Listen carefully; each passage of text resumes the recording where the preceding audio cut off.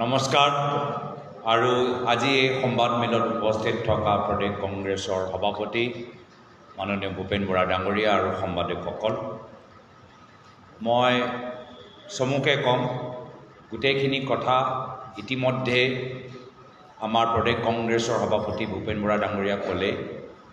মই চমুকে নিজৰ কথাখিনি হিন্দী, ইংৰাজী, অসমীয়াত কৈ আপোনালোকৰ যদি কিবা প্ৰশ্ন থাকে তাৰ উত্তৰ আমি দিবলৈ চেষ্টা কৰিম। যোৱাকালি কেবিনেট মিটিঙৰ পিছত যি সংবাদমেল মুখ্যমন্ত্ৰী হিমন্ত বিশ্ব শৰ্মা ডাঙৰীয়াই আয়োজন কৰিলে, সেই সংবাদমেলক চাই অসমৰ জনসাধাৰণৰ মনত এটা প্ৰশ্ন উত্থাপন হ'ল যে যোৱাকালি মুখ্যমন্ত্ৰী হিমন্ত বিশ্ব শৰ্মা ডাঙৰীয়াৰ চেহেৰাটো অলপ বেলেগ আছে। চেহেৰা আৰু চকু চালেই মানুহে ধৰি লৈছে যে আগৰ সেই সাহস, আগৰ সেই আত্মবিশ্বাসটো নাই। আৰু মানুহ এইটোৱে মন কৰে যে প্ৰত্যেক দিন তেওঁৰ স্থিতি সলনি হৈছে, প্ৰত্যেক দিন তেওঁ নতুন নতুন কথা কয়। ছিংগাপুৰত এটা কথা ক'ব,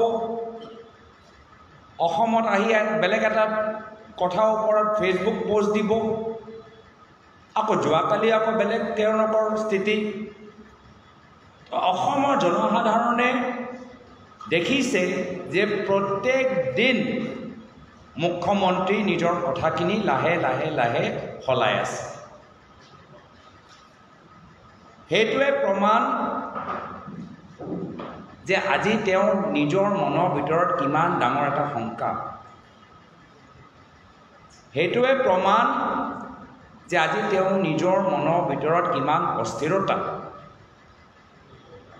আমাৰ কথাখিনি স্পষ্ট, কংগ্ৰেছ দলৰ কথাখিনি প্ৰথম দিনৰ পৰাই স্পষ্ট কি যদি কিবা তদন্ত কৰিব লাগে তদন্ত কৰক।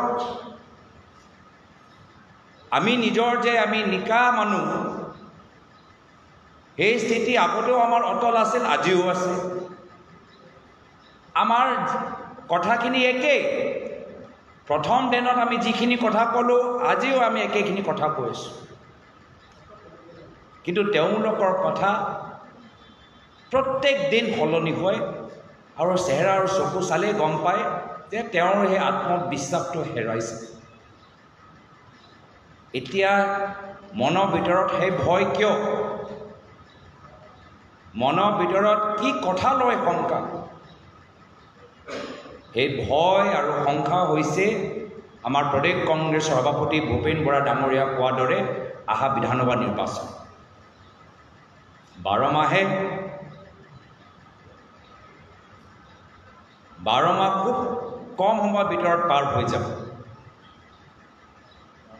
আৰু তেওঁলোকে গম পাই গৈছে যে অহা বিধানসভা নিৰ্বাচনত কংগ্ৰেছৰ নেতৃত্বৰ চৰকাৰ হ'বলৈ গৈছে। আজি তেওঁ কংগ্ৰেছৰ পৰা ভয় খাইছে। ভৱিষ্যত কংগ্ৰেছৰ নেতৃত্বৰ চৰকাৰ হ'লে কি হ'ব, সেই ভৱিষ্যতলৈ চিন্তা কৰি আজি তেওঁ ভয় খাইছে। আৰু এইটোতো স্বাভাৱিক কথা। জনসাধাৰণটো প্ৰশ্ন সুধিবই, ৰাইজৰ প্ৰশ্ন সোধাৰ অধিকাৰ আছে। ইমান দিন তেওঁ এটাও ৰাইজৰ প্ৰশ্ন উত্তৰ নিদিলে, 26 চনৰ পিছততো দিব লাগিবই। আৰু সেয়া লৈ আজি তেওঁ কথা, তেওঁৰ ব্যৱহাৰ, চৰিত্ৰ দেখিলেই মানুহে গম পাই গৈছে যে এওঁ মনৰ ভিতৰত ভয় সোমাই গৈছে। আমি কংগ্ৰেছ দল, আমি স্পষ্টবাদী, একত্ৰিত হৈ আমি ৰাইজৰ ওচৰলৈ যাম। ৰাইজৰ বিষয়বোৰ, যি বিষয়বোৰ ভূপেন বৰা ডাঙৰীয়া উত্থাপন কৰিলে, সেই বিষয়বোৰ লৈ আমি আগবাঢ়ি যামগৈ। শেষত গৈ ৰাইজৰ বিজয় হ'ব, অসমৰ জনসাধাৰণৰ বিজয় হ'ব।